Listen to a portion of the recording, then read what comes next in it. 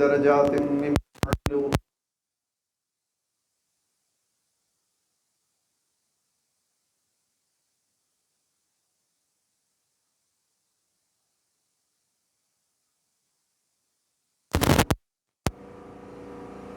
میرے قابل احترام علماء کرام، میرے معزز مسلمان بھائیوں، میری بہنوں اور بیٹیوں، پہلے تو یہ فقیر ہماری میزبان حافظ صاحب کے گھر والوں سے معذرت کرتا ہے ان کی دعوت میں شرکت نہ کرنے کی وجہ سے. اللہ تعالیٰ مجھے بھی معاف فرمائے، میرے عذر کو قبول فرمائے، اور ان کو لیے بھی اللہ تعالیٰ اس صدمے سے جو ان کو دعوت میں شرکت سے نہ پہنچا، اللہ تعالیٰ ان کے بھی درجات کو بلند فرمائے. فقیر نے پچھلی مجلس میں بھی اپنے تعلیم اور اللہ والوں کے جو ذکر اذکار ہیں ان کی طرف متوجہ کرنے کی کوشش کی ہے، کیونکہ ہمارا اصل مقصد تو اعمال کے ساتھ ہے. علم تو امت میں اس وقت بہت زیادہ تعداد میں پھیل چکا ہے، لیکن اللہ تعالیٰ کا قرب اور دوستی جو ہے اس کا تعلق عمل کے ساتھ ہے، عمل کے ساتھ اور نیت کے ساتھ. نیت کو کون سی چیز بدلتی ہے؟ آپ کی سوچ، آپ کے خیالات، وہ آپ کی نیت کو بدلتے ہیں. اور پھر اس کے لیے انسان کو اپنے جسم کو کھپانا پڑتا ہے، محنت کرنی پڑتی ہے اپنے جسم کو عمل کے لیے. انسان کا ذہن تو صاف ہو جاتا ہے، حق اور باطل کی تمیز تو اس کو علم سے حاصل ہو جاتی ہے. صحیح کیا ہے، غلط کیا ہے، یہ تو پڑھنے سے، بیانات سننے سے انسان کو بات سمجھ میں آ جاتی ہے. لیکن عمل کرنے کے لیے پھر اس علم کے مطابق اس کو محنت کرنی ضروری ہے. اللہ والوں کی جو تعلیمات ہیں اس کے دو حصے ہیں. یہاں پر جو بات سمجھائی جاتی ہے وہ الفاظ کے ذریعے نہیں سمجھائی جاتی. صرف کون سی چیز سچ ہے، کون سی چیز غلط ہے، یہ تو عام مسلمان کو بھی پتہ ہے. گناہ کس کو کہتے ہیں، نیکی کن کن چیزوں کا نام ہے، یہ تو اب عام مسلمان کو بھی یہ معلوم ہے. لیکن اپنے باطن کے اندر، اپنے دل و دماغ کے اندر اس صحیح اور غلط کے علم کو ہمیشہ محفوظ رکھنا، اور اتنا محفوظ رکھنا کہ ہمیشہ ہر کام کرتے ہوئے یہ یاد آ جائے کہ یہ کام غلط ہے کہ صحیح ہے. اتنی محنت کرنا اپنے دل و دماغ کے اوپر علم کو محفوظ کرنے کے لیے، اور یہ محفوظ ہوتا ہے علم ذکر کے ذریعے، اور یہی مدد دیتا ہے انسان کو اعمال کے لیے. عمل کرنے کے دو طریقے ہیں، یہ فقیر عرض کیا کرتا ہے. ایک طریقہ تو ہے جس کے اندر انسان نیت کرتا ہے اللہ تعالیٰ سے ثواب کی آخرت کے اندر، اور ثواب کی وجہ سے اعمال کرتا ہے. یہ نیت بھی اچھی ہے، اور اس سے بھی اللہ تعالیٰ اس کو بدلہ دیں گے، اس کا اجر دیں گے پورا اس کو. لیکن اس محنت کے اندر، ثواب کی نیت سے جو محنت ہے، اس کے اندر پھر انسان کا جسم ہر کام کرنے کے لیے تیار نہیں ہوتا. پھر وہ سوچتا ہے کہ جتنا مجھے فائدہ، نیکی کمانی ہے، جتنی مجھے اجر حاصل کرنا ہے، بس اتنا کام کر لوں، کافی ہے میرے لیے. یا پھر ہم آج کے دور میں دین پر چل رہے ہیں، اعمال کر رہے ہیں خوف کی وجہ سے کہ اگر ہم نے عمل نہ کیا تو ہمیں قبر میں بھی، دنیا میں بھی، آخرت کے اندر بھی تکلیف اٹھانی پڑے گی. تو اعمال جو خوف کی نیت کی وجہ سے اعمال کیے جاتے ہیں، اس کے اندر بھی جسم کو کھپانا پڑتا ہے اعمال کے لیے. لیکن اس میں بھی انسان اتنا عمل کر لیتا ہے جس سے وہ یہ سوچتا ہے کہ اب مجھے عذاب نہیں ہوگا، میں عذاب سے بچ جاؤں. لیکن اللہ تعالیٰ کی منشا جو ہے وہ کچھ اور ہے. یعنی یوں سمجھیں کہ اعمال کے لیے بنیادی طور پر دو راستے ہیں. جو چیز آپ کو عمل کی طرف اکسائے گی، آپ کو تیار کرے گی دین کے مطابق عمل کرنے کی، اس کے دو طریقے ہیں. ایک طریقہ تو ہے جبر کا طریقہ، زبردستی آپ کو یہ کام کرنا پڑتا ہے، اور یہ اکثر مسلمانوں کی اعمال کی وجوہات یہی ہیں. اور ایک راستہ ہے اللہ تعالیٰ کی محبت کا، کہ اللہ کی محبت کی وجہ سے اعمال کیے جائیں. اور یہ جو محبت کی وجہ سے اعمال کیے جائیں، ان کا درجہ اللہ تعالیٰ کے ہاں اس عمل کا وزن بہت مختلف ہے۔ ایک آدمی نے 2 رکعت نماز پڑھی خوف کی وجہ سے، ایک آدمی نے 2 رکعت نماز پڑھی ثواب کی نیت سے، ان دونوں کا اجر الگ الگ ہے۔ اور ایک آدمی نے صرف اللہ کی محبت حاصل کرنے کے لیے اور اس محبت کو ساری زندگی اپنے دل میں قائم رکھنے کے لیے 2 رکعت نماز پڑھی، اس کی نماز کا وزن جو ہے وہ ان دونوں کی نمازوں سے کئی گنا زیادہ ہے۔ تو میں رات بھی عرض کر رہا تھا کہ اللہ والے آپ کو اعمال کے اندر جو چیز آپ کو اعمال کی طرف اکساتی ہے، تیار کرتی ہے، آمادہ کرتی ہے، آپ کو ذوق اور شوق آپ کے اندر پیدا کرتی ہے، وہ سب سے زیادہ ذوق اور شوق اعمال کے اندر پیدا ہوتا ہے اگر اللہ سے محبت ہو جائے۔ لیکن اس محبت کے اندر ہمارے جو یہ ذکر اذکار جو آپ کو بتائے جاتے ہیں، پچھلی دفعہ میں نے اس کے حوالے سے کچھ عرض کیا تھا، اور اعمال سے ہی اللہ تعالیٰ کی دوستی بھی نصیب ہوتی ہے، کیونکہ اللہ تعالیٰ نے قرآن مجید میں اپنے دوستوں کے لیے جو وظیفہ بیان کیا وہ یہی تھا کہ الا ان اولیاء اللہ لا خوف علیہم ولا هم یحزنون، جو لوگ اللہ تعالیٰ کی دوستی کا راستہ اختیار کرنا چاہتے ہیں ان کو دنیا اور آخرت میں اللہ تعالیٰ ہر قسم کے خوف اور غم سے محفوظ کر لیں گے۔ لیکن وہ محنت کیا کریں گے؟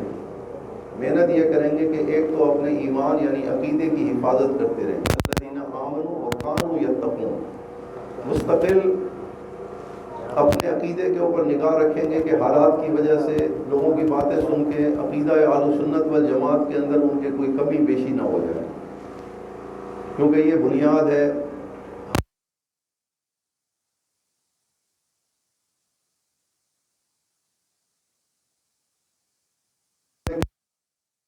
نافرمانی سے بچنے کے لیے ہمیشہ اس فکر کے اندر لگے رہتے ہیں، اور اللہ کی ناراضگی سے بچنا یہ پہلے ضروری ہے بنسبت نیک اعمال کرنے۔ اس کی میں نے رات کو بھی ایک مثال دی تھی کہ کسی آدمی کی بیوی ہو جو بہت زیادہ خدمت گزار ہو، اتنی خدمت گزار ہو کہ شوہر جیسی گھر میں داخل ہو اس کا ہاتھ پکڑ کے اس کو کمرے میں لے جا کر کے بٹھائے، اس کے ہاتھ دھلائے بستر کے اوپر، اس کو گھر کا کوئی کام نہ کرنے دے، اپنے ہاتھ سے روٹی کھلائے، لیکن ایک عیب اس کے اندر ہو، وہ عیب یہ ہو کہ وہ دروازے پہ کھڑی ہو کے ہر آنے جانے والے سے گپ شپ لگائے۔ بتائیے اس شوہر کو اس بیوی کی خدمت اچھی لگے گی؟ تو اللہ کی دوستی حاصل کرنے کے لیے نیکیاں کرنا اتنا اہم نہیں جتنا اللہ کی نافرمانی سے بچنا ضروری ہے۔ اسی طریقے سے کسی کا بیوی، کسی عورت کا شوہر اس کی ہر خواہش پوری کرتا ہو، جو وہ منہ سے نکالے وہ پوری کر دے اور کر بھی سکتا ہو، لیکن اس کے اندر بھی یہی عیب ہو کہ وہ ہر غیر محرم عورت کے ساتھ دوستیاں لگاتا پھرے۔ ایک تو ہے نکاح کرے لیکن ویسی دوستی لگائے تو اس عورت کو وہ ساری خدمت اس کی اچھی لگی، تو معلوم یہ ہوا تقویٰ کہتے ہیں نافرمانی سے بچنا، یہ دوستی کا راستہ، دوستی حاصل ہوتی ہے نافرمانی سے بچنے کی۔ تو تقویٰ تو اللہ تعالیٰ کی دوستی کا بھی وہی طریقہ ہے۔ اب اس کے اندر جو 2 چیزیں ہیں، ہمارے یہ جو اسباق ہے، میں نے پچھلی دفعہ بھی ان کی طرف متوجہ کیا تھا کہ یہ جو ہمارے اللہ والوں کے جو ذکر جو آپ کو دیا جاتا ہے یہ سبق کی شکل میں، ان اسباق کے اندر ایک خاص ترتیب رکھی اللہ والوں نے۔ یہ محض ذکر نہیں ہے بلکہ یہ ذکر آپ کو وہ اللہ کی دوستی، اس کی نافرمانی چھوڑنا اور اس کے فرما برداری کو محبت کی نیت سے کرنا، دونوں چیزیں آپ کو حاصل ہو جاتی ہیں اس ذکر سے۔ یعنی آپ کا جو نافرمانی چھوڑنی اللہ کی وہ بھی آسان ہو جاتی اسی ذکر سے، اور یہی ذکر آپ کے اندر اللہ کی وہ محبت پیدا کر دیتا ہے کہ پھر آپ اعمال، شریعت کا ہر حکم نافرمانی چھوڑنے کے بعد، نافرمانی بھی اللہ کی محبت کی وجہ سے چھوڑتے ہیں، اور اس کا کہنا بھی، اس کی عبادت بھی کرتے ہیں اللہ کی محبت کی وجہ سے۔ تو دونوں طرف سے یوں سمجھیے کہ دونوں راستوں سے انسان کو ترقی ہونے لگ جاتی ہے، اللہ کے قریب، اللہ کا قرب نصیب ہوتا ہے۔ پہلی چیز جو سب سے زیادہ گناہوں کی طرف انسان کو مائل کرنے والی ہے وہ دنیا کے اسباب اور سامان ہے، کھانا پینا، سواری، رہائش، جن چیزوں کو ہم استعمال کرتے ہیں صبح سے شام تک، یہ جیسے اللہ والے کہتے ہیں کہ دنیا اور دین، یعنی اللہ کی عبادت اور پھر دنیا کی طلب کرنا، یہ دونوں سوکنے ہیں کہ ایک گھر میں ایک دل میں نہیں رہ سکتے کہ آپ چاہیں کہ دنیا بھی مجھے اپنی پسند کی ملتی رہے اور اللہ بھی مجھ سے راضی رہیں. یہ دونوں سوکنے ہیں, یہ ایک دل میں اکٹھی نہیں ہو سکتی. اگر رکھیں گے آپ تو پھر ان میں سے جو چیز ضرورت کی ہے دنیا کے اندر, پھر دل اسی کی طرف مائل رہے گا. اللہ تعالیٰ نے دنیا کی ساری چیزیں ہمارے لیے پیدا کی ہیں, یاد رکھیں, لیکن ہمیں حکم دے دیا کہ یہ ضرورت کے درجے میں حاصل کرو, مزے اڑانے کے لیے نہیں. ہر وقت مزہ لینے کے لیے کھانا نہ کھاؤ, کبھی کبھار کھا بھی لو. ہر وقت اچھے کپڑے مزے لینے کے لیے, اپنا معیار کرنے کے لیے ہمیشہ اس شوق میں نہ پھرتے رہو کہ میرے کپڑے ایک سے ایک اعلیٰ ہوں. رہائش بھی یہ ضرورت کے درجے میں. یہ میں نے پچھلی دفعہ مسئلہ سمجھایا تھا کہ اللہ تعالیٰ نے زُیِّنَ لِلنَّاسِ حُبُّ الشَّهَوَاتِ مِنَ النِّسَاءِ وَالْبَنِينَ وَالْقَنَاطِيرِ الْمُقَنطَرَةِ کی آیت میں اللہ تعالیٰ نے دنیا کے اندر تمام چیزوں کی جس کی کشش اللہ نے ہر انسان کے اندر رکھی ہے, اللہ نے فرمایا کہ میں نے ان سب چیزوں کی محبت انسان کے دل میں رکھی ہے. لیکن آگے فرمایا کہ یہ متاع الحیات دنیا, یہ چیزیں جو ہیں ان کی محبت, ان کا مزہ میں نے انسان کے اندر رکھا ہے. اگر مزہ نہ ہوتا تو وہ کیسے ان کو استعمال کرتا, لیکن ضرورت کے درجے میں استعمال کرنا ہے, یہ اللہ تعالیٰ نے فرمایا. تو پہلے جو ہمارے اسباق ہیں, میں نے آپ سے عرض کیا کہ ہمارے جو پہلے اسباق ہیں, پہلے جو 4 اسباق ہیں, وہ آپ کے دل میں یہ فرق تمیز پیدا کر دیتے ہیں کہ دنیا کے اندر میں نے چیزوں کو لینا ہے استعمال کے لیے ضرورت کے درجے میں, ہر چیز کو استعمال کرنا ہے, نہ جمع کرنے کے لیے کرنا ہے اور نہ ہی مزے اڑانے کے لیے ہر وقت. یہ پہلے 4 اسباق جو ہیں یہ آپ کو یہ بات سمجھا دیتے ہیں. لیکن اس بات کو بھی سمجھنے کے 2 طریقے ہیں.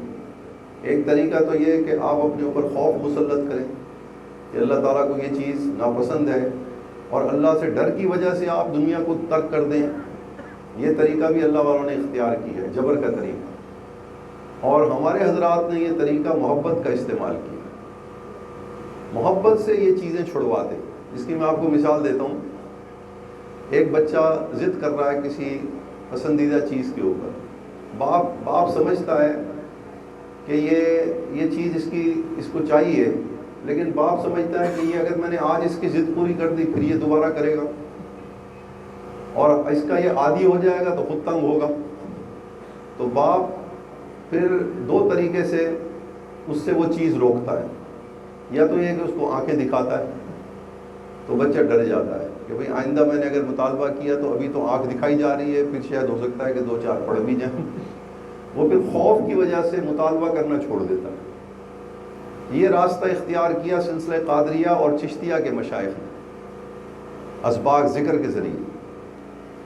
سلسلہ نقشبندیہ کے حضرات نے یہی طریقہ, دنیا چھڑوانے کا طریقہ محبت کی وجہ سے اختیار کیا. کیا مطلب؟ وہی اگر باپ اس سے پیار سے کہہ دے بیٹا یہ چیز میں تمہیں دلا دوں گا ابھی نہیں, اور جب وہ ضد کرے اس سے پیار سے کہے اور اتنی محبت دے اس کو, اتنی محبت دے کہ جیسے ہی باپ اس کو کسی چیز سے روکے وہ محبت کی وجہ سے رک جائے. ہمارے جو یہ اسباق ہیں ان سے دنیا ویسی چھوٹتی ہے جیسے صحابہ سے چھوٹی تھی.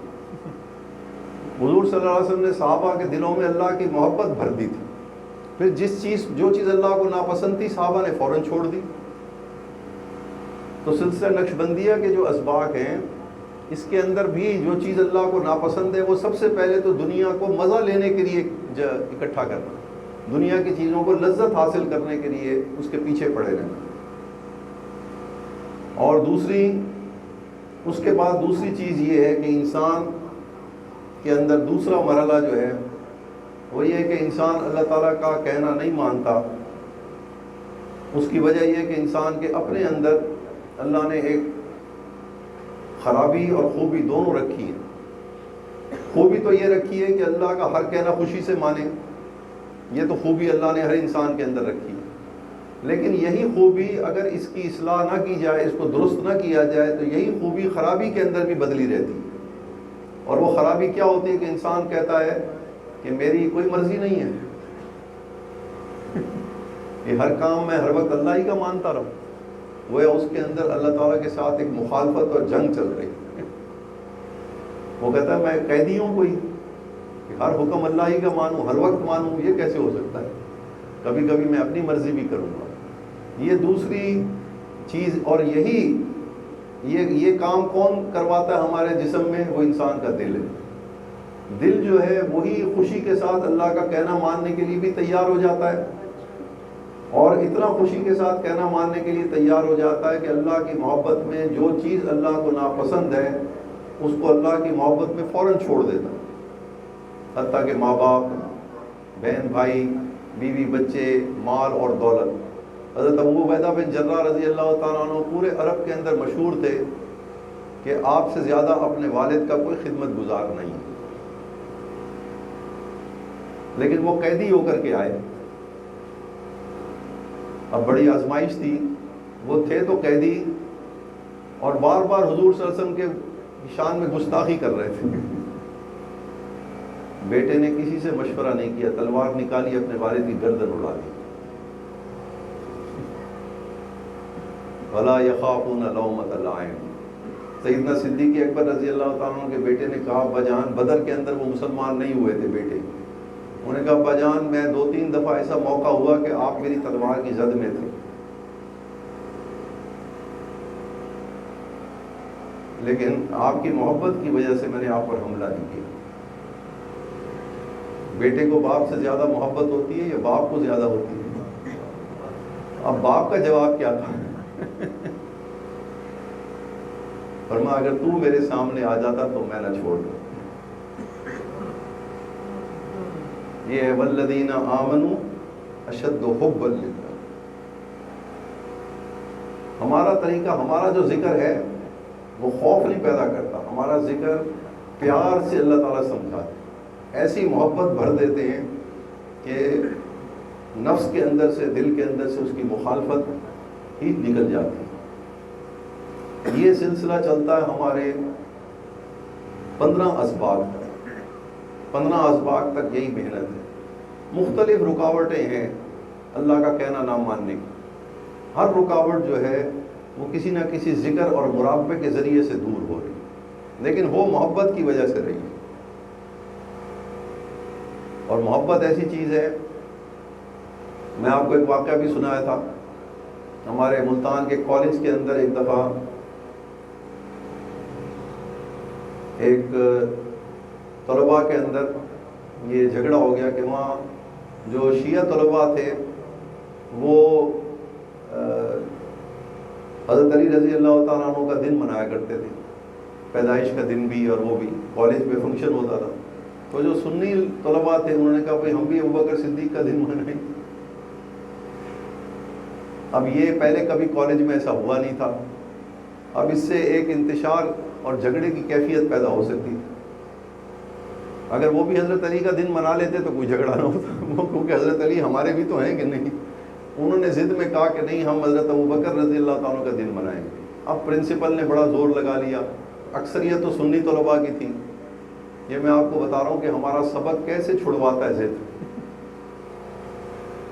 محبت میں کیسے انسان اپنی ضد چھوڑ دیتا۔ سارے پروفیسروں نے زور لگا لیا، نوجوان تھے، انہوں نے کہا جی یہ کیسے ہو سکتا ہے، خلیفہ اول ہیں، ہم ان کو کیسے چھوڑ سکتے۔ ہمارے ایک پیر بھائی ہیں، وہ بھی وہاں پڑھاتے ہیں، پروفیسر ہیں، ان کے طلباء نہیں تھے۔ پرنسپل نے کہا بھئی آپ بھی کچھ زور لگا کے دیکھ لیں، شاید آپ ہی کا کہنا ہو۔ انہوں نے ان سب طلباء کو بلایا اور ان سے کہا کہ بھئی آپ نا یہ دن نہ منائیں، فی الحال نہ منائیں، پھر آپ کو کچھ مہینوں میں آگے جا کر کے نا میں اجازت دلوا دوں گا۔ وہ فوراً مان گئے۔ اب پرنسپل بھی حیران، وہ اس کے اساتذہ بھی حیران کہ بھئی ہماری بات تو انہوں نے مانی نہیں ہے، ان کے تو یہ شاگرد بھی نہیں ہے، ان کی بات کیسے مان لی۔ وہ خود بھی حیران۔ بات گزر گئی، پھر انہوں نے ان کا جو لیڈر تھا اس کو بلا کے کہا کہ بھئی آپ نے میری بات کیسے مانی، میں نے کوئی آپ کو کوئی لمبی چوڑی تقریر تو نہیں کی۔ انہوں نے کہا صرف اس لیے مانی کہ پورے کالج میں صرف آپ ایسی شخصیت ہیں جو ہمیں آپ کہہ کے پکارتے، باقی سب ہمیں تو کہہ کے پکارتے۔ ایک لفظ نے انقلاب پیدا کر دی کہ آپ محبت کا لفظ ہے یا تو محبت کا لفظ یاد ہے۔ سلسلہ نقشبندیہ کی بنیاد جو ہے ہر ضد چھڑوانے کے لیے وہ محبت الہیہ کے اوپر ہے۔ اگر آپ دنیا کی لذت نہیں نکل رہی، ہر وقت دنیا سوار ہے، تو اس کا مطلب ہے کہ ابھی اللہ کی محبت میں کمی ہے، ذکر میں کمی ہے۔ ذکر وہ محبت بڑھائے گی۔ ہم سب کو اللہ سے محبت ہے، لیکن شدید محبت نہیں۔ شدید محبت وہ ہوتی ہے جو باپ پہ، اولاد کے اوپر، ہر چیز کے اوپر غالب آ جائے، اس کو شدید محبت ہے، کیونکہ یہ رشتے تو دنیا سے بھی زیادہ انسان کے قریب ہیں۔ تو جب ان رشتوں کی بھی اہمیت ختم ہو جاتی ہے اللہ کی محبت کے مقابلے میں، جہاں پہ اللہ کا حکم آ گیا وہاں پہ پھر کوئی رشتہ نہیں، تو دنیا کی کیا حیثیت ہوگی بتائیے۔ حضرت ابو طلحہ نماز پڑھ رہے ہیں اور آپ کا باغ مدینہ منورہ کے اندر بڑا مشہور تھا، نماز میں شیطان نے آپ کو باغ کا خیال ڈال دیا۔ خیال آنا تو انسان کے بس میں نہیں ہے، لیکن وہ خیال جب آیا تو آپ نے اس باغ کے بارے میں سوچنا بھی شروع کر دیا نماز میں۔ یہ سوچنا ہمارے بس میں ہے، خیال آنا ہمارے بس میں نہیں۔ جب آپ نے سوچنا شروع کر دیا کہ اس باغ کے ساتھ کیا کرنا ہے کیا نہیں کرنا، آپ اس باغ کے فکر کے حوالے سے سوچنا شروع کر دیا، پھر آپ کو خیال آیا کہ میں تو نماز پڑھ رہا تھا، تو آپ نے نماز ختم کرتے ارادہ کیا کہ میں اس باغ کو اللہ کے راستے میں خیرات کر دوں۔ یہ میری اور اللہ کی محبت میں رکاوٹ بن گیا۔ تو طریقوں اللہ والوں کے طریقے کو سمجھے۔ یہ بہت جلدی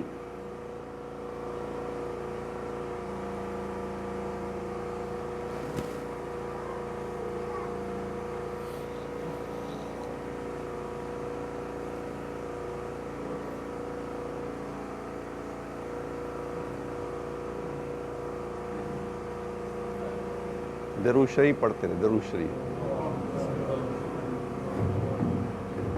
بسم اللہ الرحمن الرحیم۔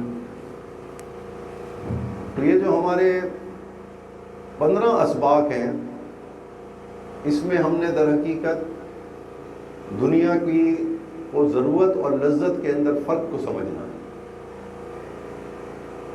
ضرورت تو انسان کی، میں نے پچھلی دفعہ بھی عرض کیا تھا، ضرورت تو انسان کی دن میں شاید ایک ہی وقت کھانا ہو، شاید، اور ہم جو 3 وقت کھاتے ہیں، اور کھانے کی ضرورت اور لذت کا فرق میں نے بتایا تھا، میں دوبارہ عرض کر دیتا ہوں۔ ضرورت ہوتی ہے کہ انسان کی کھانے کے اندر جس کو ضرورت کہتے ہیں وہ یہ ہے، بھوک کس کو کہتے ہیں؟ اللہ والوں نے لکھا ہے کہ بھوک کا مطلب یہ ہے کہ جب آپ کے سامنے خالی روٹی آئے، خالی روٹی، تازی ہو یا باسی ہو، آپ اس روٹی کے اوپر پڑ جائیں بغیر کسی چیز کی ضرورت، اس کو کہتے ہیں بھوک کی حالت میں کھانا کھانا۔ ہم ایسی روٹی کھاتے ہیں بھائی؟ اس کا مطلب ہے کہ ہمیں روٹی کے ساتھ اگر کوئی چیز چاہیے، ہر وقت چاہیے، تو یہ ہم لذت کے لیے کھانا کھا رہے ہیں، بھوک نہیں ہے اس وقت۔ یہ میں نے فرق سمجھا ہے۔ بھوک کا مطلب ہے کہ جو چیز پڑی ہوئی ہے گھر میں، ٹھنڈی ہے، باسی ہے، جب بھوک لگی ہے تو پھر کھا لے، نہ گرم کو دیکھے نہ ٹھنڈے کو دیکھے، اس کو بھوک کہتے ہیں۔ تو یہ تو اگر ہم غور کریں تو شاید 24 گھنٹے میں ہمیں ایک ہی دفعہ ایسی بھوک لگے گی، 24 گھنٹے۔ اور یہ جو ہمیں دوپہر کو اور رات کے وقت جو تقاضا ہوتا ہے، یہ مصنوعی بھوک ہوتی ہے، اصلی بھوک نہیں۔ یہ پہلے 4 اسباق سے یہ فرق آپ کو سمجھ میں آ جائے۔ وہ یوں سمجھیں کہ اللہ تعالیٰ محبت سے آپ کو سمجھاتے ہیں، بھائی یہ ابھی کھانا نہیں کھاؤ، ابھی یہ کپڑے نہ پہنو، ابھی فلاں چیز نہ خریدو، ابھی فلاں چیز تمہیں نہیں مل رہی تو کسی سے جھگڑو بھی نہیں، نہ دینے والے سے۔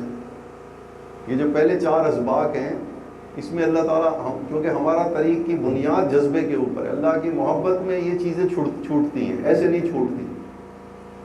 اور جو 16واں سبق ہے ہمارا، وہاں سے اللہ تعالیٰ کے ساتھ تعلق محسوس ہونا شروع ہوتا ہے کہ واقعی اللہ تعالیٰ کی ذات مجھ سے محبت بھی کرتی ہے اور ہر وقت میرا دھیان بھی رکھتی ہے۔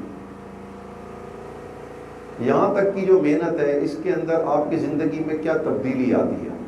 کیونکہ میں نے عرض کیا پہلے کہ ترقی اعمال کے ساتھ ہوتی ہے، اعمال کے ساتھ ہوتی ہے۔ ذکر سے 2 اور مراقبات سے 2 فائدے ہوتے ہیں۔ ایک تو آپ کو چیز سمجھ میں آ جاتی ہے۔ دوسرا فائدہ یہ ہوتا ہے کہ آپ کے اندر محبت کی وجہ سے اعمال کا جذبہ بھی پیدا ہونا شروع ہو جاتا ہے، اعمال کا شوق بھی شروع ہو جاتا ہے۔ لیکن یہ 16ویں سبق تک جو اعمال آپ کی زندگی میں آنے چاہیے ہر مرید کے، وہ کون کون سے اعمال ہیں؟ وہ عبادات کے سارے اعمال ہیں، وہ چیزیں جو ہم نے اللہ تعالیٰ کے لیے کرنی ہے صرف۔ اس میں کون کون سی چیزیں؟ مرد کا سر ہمیشہ ڈھکا رہنے لگ جائے، مرید کی داڑھی پوری ہو جائے، مریدہ جو عورت ہے، بچی ہے جس نے بیعت کی ہے، یہ ان اسباب کے اندر وہ کرنے سے وہ اپنے شرعی پردے کا خیال رکھنے لگ جائے، اپنی نظروں کی حفاظت کرنے لگ جائے، مرید اور مریدہ دونوں اپنے کانوں کی حفاظت کرنے لگ جائیں غیبت سننے سے، چغلی سننے سے، اپنی زبان کی حفاظت کرنے لگ جائیں جھوٹ بولنے سے، غیبت کرنے سے، غصہ کرنے سے۔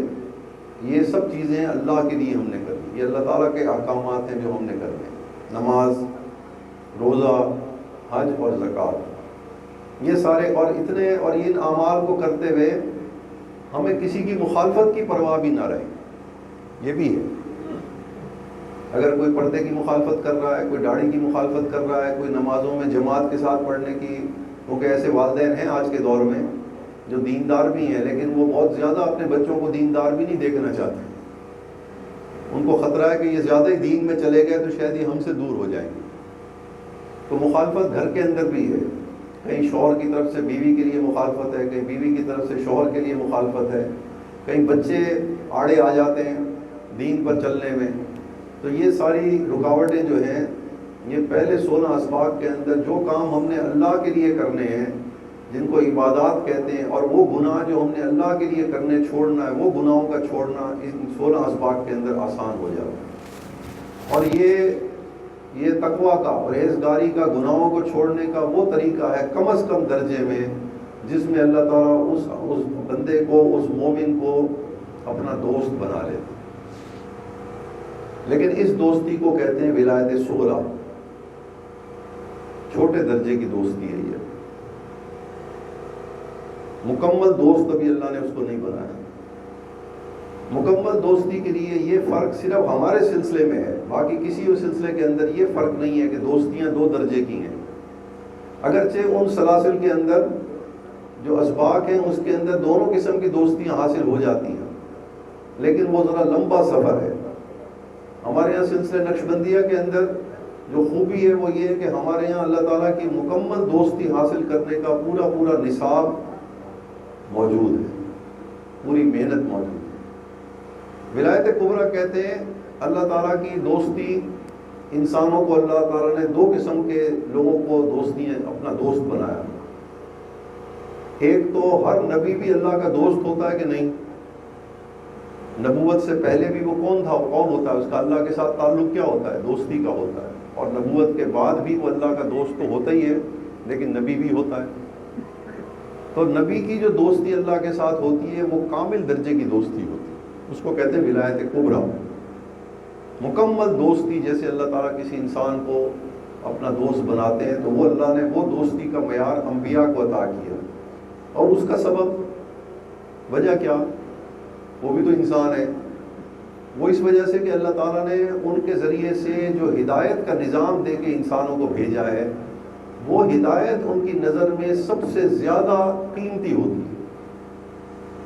اس ہدایت کو حفاظت اس کی کرنا اور اس کے مطابق اپنی زندگی میں اس ہدایت کے مطابق اعمال کرتے رہنا، یہ انبیاء کی ساری سوچ اور ساری فکر اسی چیز کے اوپر ہوتی ہے، اور اسی کو دوسروں کو پہنچانا بھی ان کے ذمہ ہوتا ہے، اسی ہدایت کو سمجھانا۔ یعنی ان کے اپنے اعمال جو ہیں، دیکھیے تہجد جو تھی حضور صلی اللہ علیہ وسلم کے اوپر واجب کے درجے میں تھی، ہمارے اوپر تو واجب کے درجے میں نہیں ہے۔ اسی طرح سے اور بہت سارے اعمال تھے جو حضور صلی اللہ ہمارے لیے وہ اللہ تعالیٰ نے ان کو رخصت دے دی کہ امت اگر نہ کرے تو کوئی گرفت نہیں ہے، لیکن حضور صلی اللہ علیہ وسلم کے لیے بعض اعمال ایسے تھے کہ آپ کے لیے اس میں کچھ رخصت نہیں تھی۔ تو ولایت کبریٰ کہتے ہیں اللہ تعالیٰ کی دوستی، ایک دوستی اللہ نے اپنے انبیاء کو بھی عطا کی ہے، وہ اللہ کے دوست بھی ہیں اور نبی بھی ہیں۔ لیکن جو دوستی اللہ نے اپنے انبیاء کو عطا کی ہے وہ غیر نبی کو بھی وہ دوستی حاصل ہو سکتی ہے،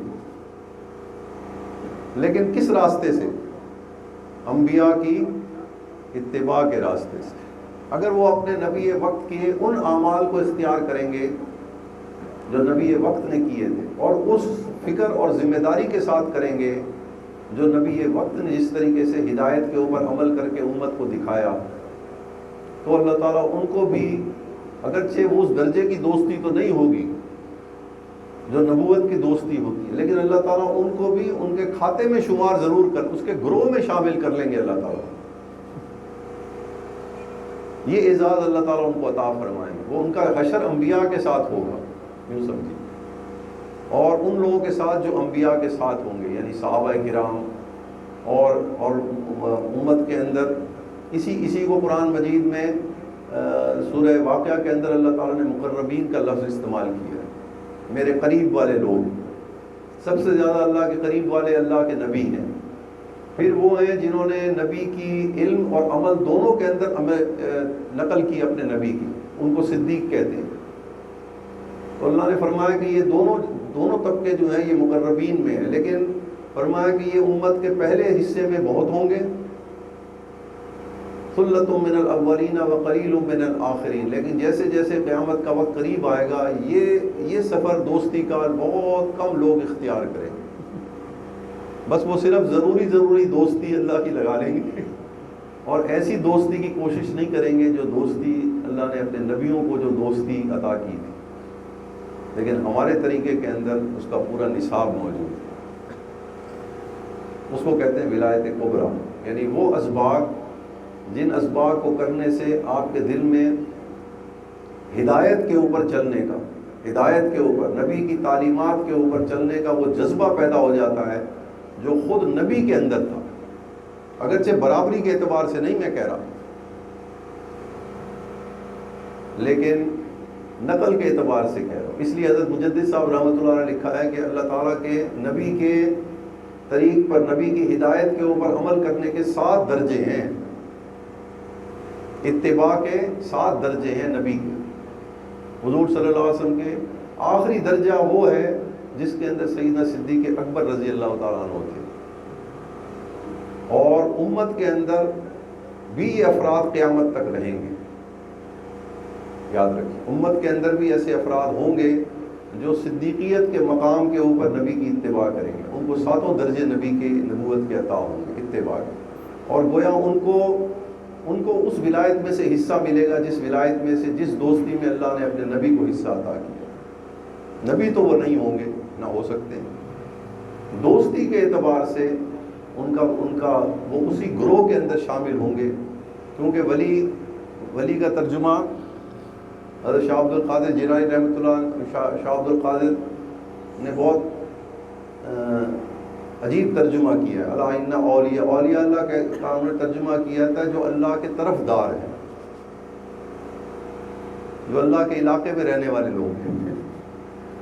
تو اپنے علاقے میں کون بڑا آدمی اپنے علاقے میں کس کو رکھتا ہے؟ جو اس کا ہم مزاج ہو یا مخالف ہو۔ تو ولایت صغریٰ، عام دوستی جو اللہ عطا فرماتے ہیں اہل ایمان کو، جس کو چھوٹی دوستی کہتے ہیں، جو عبادت کے ذریعے سے بھی مل جاتی ہے اور بڑے گناہوں کو چھوڑنے سے بھی مل جاتی ہے۔ وہ دوستی ایسی ہے جیسے کہ آپ کسی بادشاہ کے محلے میں اس نے آپ کو پلاٹ دے دیا، بھائی میرے علاقے میں رہو۔ اور نبی کی جو دوستی ہے، نبی کے طریق پر اللہ کی دوستی حاصل کرنا ایسا ہے جیسے اس نے کہا بھائی آپ میرے علاقے میں نہیں رہے، آپ میرے گھر کے اندر آ جائیں۔ یہ فرق ہے، آپ میرے گھر والوں کے ساتھ رہیں، بس اتنی مناسبت ہو جاتی ہے اللہ کے ساتھ کہ اللہ تعالیٰ ان کو طرفداری، ان کو اپنی طرف اپنے علاقے کے اندر رکھتے ہیں، لیکن ان کی محنت کے اعتبار سے۔ تو میں عرض کر رہا تھا کہ دیکھیے یہ نعمت آج بھی موجود ہے، یہ نعمت آج بھی موجود ہے، اور جب تک یہ دین باقی ہے، یہ اللہ کے قرب کے سارے راستے اللہ تعالیٰ نے محفوظ کیے ہیں، صرف الفاظ محفوظ نہیں قرآن کے، بلکہ قرآن کی اس کے علوم محفوظ ہیں. حضور صلی اللہ علیہ وسلم کی صرف سنت کے الفاظ محفوظ نہیں، ان کا طریقہ بھی محفوظ ہے، اور حضور صلی اللہ علیہ وسلم کی اتباع کے درجے بھی محفوظ ہیں. یہ ٹھیک ہے کہ حضرت شاہ ولی اللہ رحمۃ اللہ علیہ کو اللہ نے مقبولیت عطا فرما دی تھی، لیکن اس امت کے اندر بہت سارے ایسے اہل علم حضرات گزرے ہیں جو شاہ ولی اللہ رحمۃ اللہ علیہ کے مقام سے بھی علم میں بڑھ گئے تھے، ان کی مقبولیت نہیں ہوئی. بس فرق اتنا ہے. جو شخص اسی طریقے سے ولایت کے بھی مقامات ہیں، بعض اولیاء کو اللہ نے مشہور کر دیا، ان کے اعمال کو لوگوں کے اندر مشہور کر دیا تاکہ لوگ ان کے طریقے کو دیکھیں اور اس پر چلیں. لیکن بہت سارے اولیاء اللہ ایسے ہیں جن کے مقامات جو ہیں وہ مشہور اولیاء اللہ سے بھی زیادہ ہیں، مگر ان کو جانتا کوئی نہیں. کیونکہ ولی کی ولایت دوستی کو مشہور کرنا یہ ضروری تو نہیں ہے، یہ تو اللہ نے ہر ایک کے لیے دروازہ کھلا رکھا ہے، ہر آدمی یہ دوستی حاصل کر سکتا ہے. عرض کرنے کا مقصد ہے کہ ہمارے طریقے کو سمجھیں، ہمارے ذکر کے طریقوں اور اس کے جو اثرات باطن کے اوپر پڑتے ہیں اس کو سمجھیں، اور پھر اپنے اعمال کو دیکھیں، اپنی سوچ کو دیکھیں.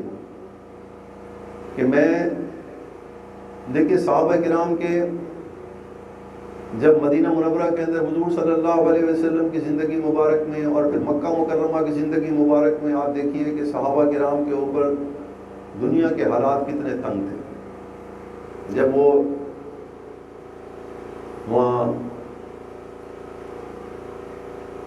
گھاٹی میں 2 سال کے لیے یا کچھ عرصے کے لیے جب بائیکاٹ کیا تھا کفار مکہ نے، حضور صلی اللہ علیہ وسلم اور صحابہ کرام اس گھاٹی کے اندر جا کر کے رہ گئے تھے، تو وہاں پر یہ بھوک کا یہ عالم ہو گیا تھا کہ صحابہ فرماتے کہ ہم تو پتے جو تھے وہاں پہ جو بھی جھاڑیاں اگتی تھیں ان کو ہم پیس کر کے کھایا کرتے.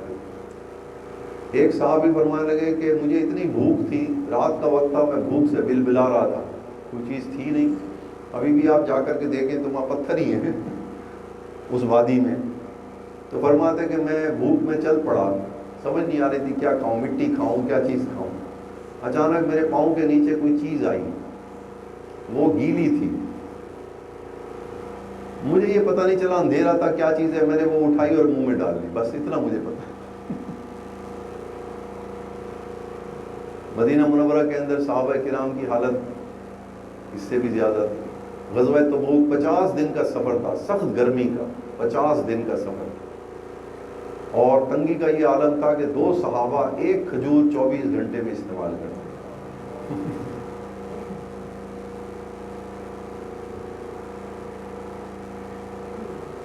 اور پھر جب فراخی آئی وہ بھی اللہ نے ان کو عطا فرمائی.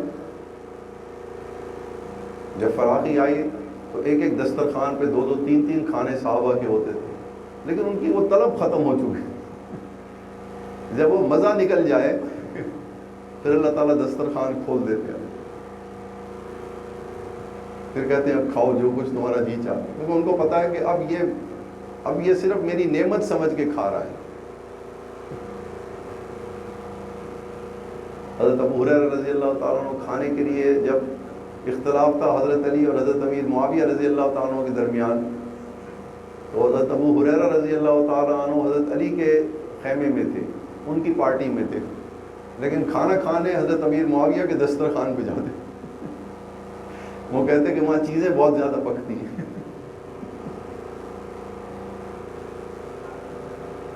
تو جب اللہ تعالیٰ خود سے دیں وہ اور چیز ہوتی، اور آدمی اسی فکر میں صبح شام گزار دے، یہ اللہ کو پسند ہے. جو چیز دے دیں وہ دے دو، پھر اللہ تعالیٰ دیکھیں گے اب اس کی ضرورت ہے تو سب چیزیں دیں گے، نہیں ضرورت تو پھر کچھ بھی نہیں دیں گے.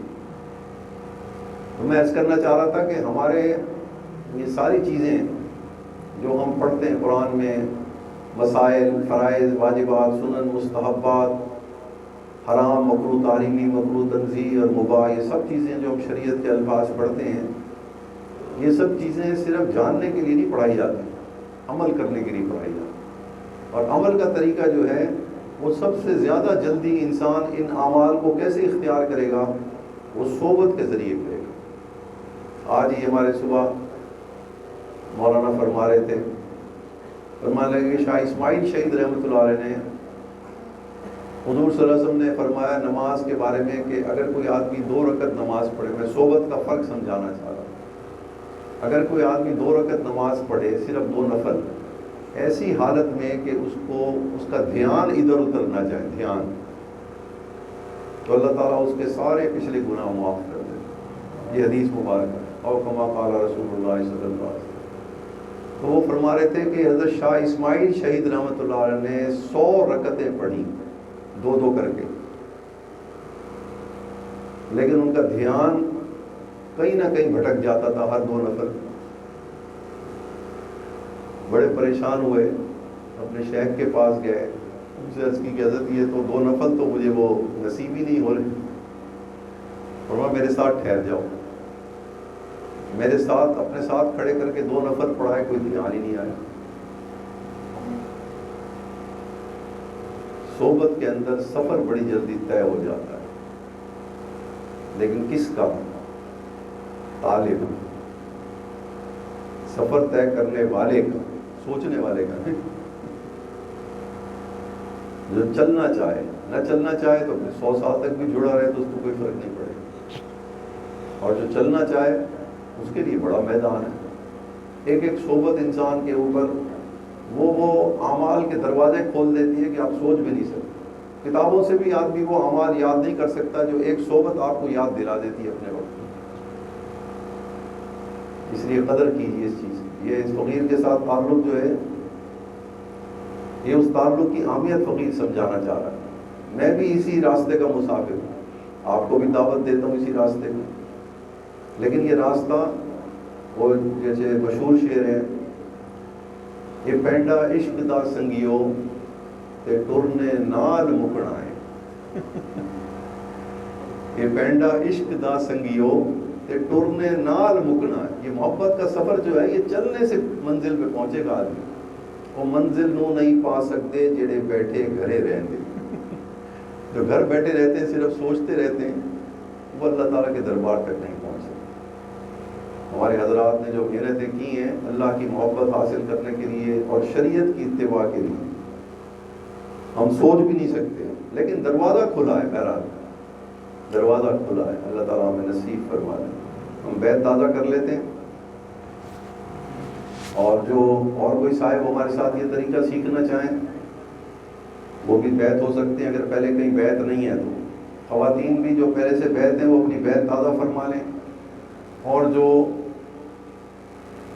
مردوں میں سے اور خواتین میں سے جو کسی اور جگہ بیت ہیں یا فی الحال بیت نہیں ہونا چاہ رہے، بیت کہتے ہیں سودا کرنے کو، بیچنے کو، تو یہ اللہ کی محبت حاصل کرنے کے لیے یہ بھی اللہ کے ساتھ ایک سودے بازی ہے،